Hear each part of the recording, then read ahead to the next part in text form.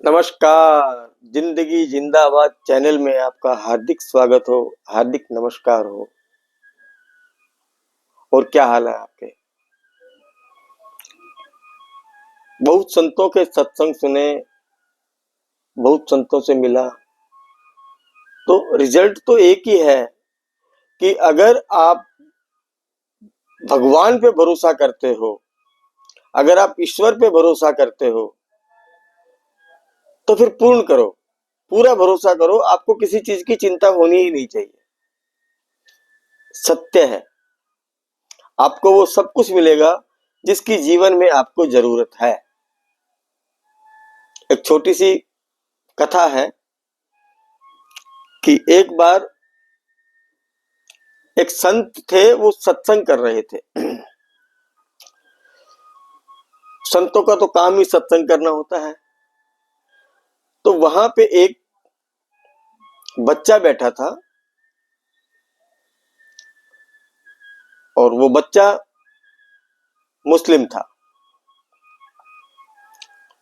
तो जो संत थे उन्होंने बोला कि जो आदमी प्रभु का नाम लेता है, राम का नाम लेता है, उसको कुछ करने की जरूरत नहीं है। भगवान स्वयं उसको रोटी का इंतजाम करता है।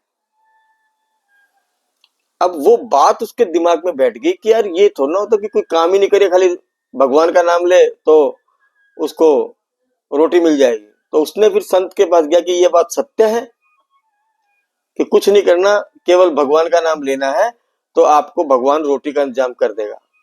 वो बोला हाँ सत्य है। तो उसने बोला वो नाम कहीं पे भी ले सकते हैं? बोला हाँ, आपको रोटी मिलेगी। तो बोला अगर ये बात सत्य है, अगर ऐसा हो गया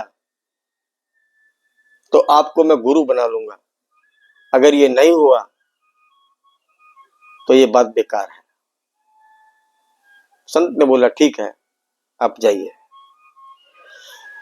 तो साहब वो बच्चा जंगल में चला गया, और जंगल में भी पेड़ पे जाके बैठ गया, और पेड़ पे जाके उसने शुरू किया राम राम राम राम राम राम राम राम राम राम राम। पेट में भूख लग रही थी, अब क्या करें, और रात का टाइम, और पेड़ के ऊपर। तो उसी रास्ते से एक बारात जा रही थी, और ठीक जिस पेड़ पे वो बैठा था उसी पेड़ के नीचे जो दूल्हे राजा थे उनके पेट में दर्द हो गया। सभी लोग घबरा गए।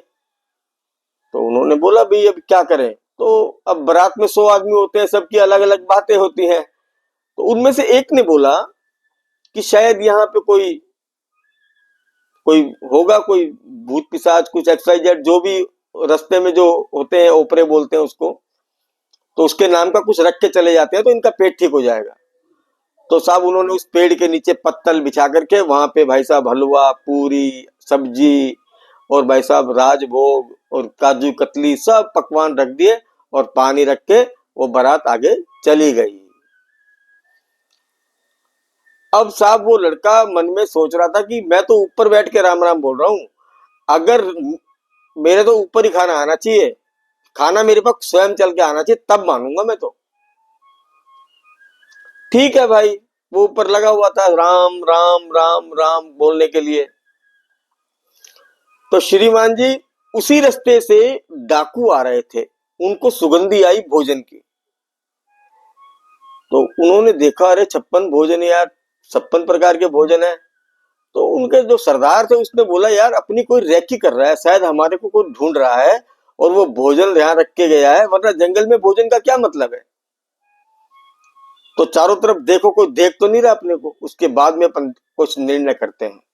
तो चारों तरफ देख रहे थे, तो ऊपर साहब वो बैठा।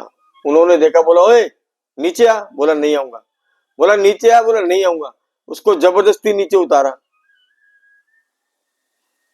तो उनके मन में था इस भोजन में जहर है, इसी ने डाला है।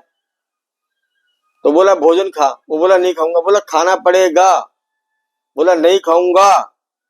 तो उन्होंने जबरदस्ती उसके मुंह में पूड़ी, सब्जी, राजभोग सब डाला और पानी पिलाया उसको। फिर 10 मिनट इंतजार किया।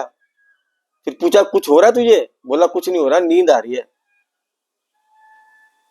तो साहब उसने भोजन किया और वो सो गया, और सुबह उठते ही वो संत महाराज के पास गया और बोला महाराज जो आपने बोला वो सत्य है कि जो आदमी प्रभु की शरण में चला जाए, जो श्री राम की शरण में चला जाए, जो ईश्वर की शरण में चला जाए, उसको भोजन नहीं जीवन का सब कुछ प्राप्त हो सकता है। और आज से मैं आपको अपना गुरु बनाता हूं,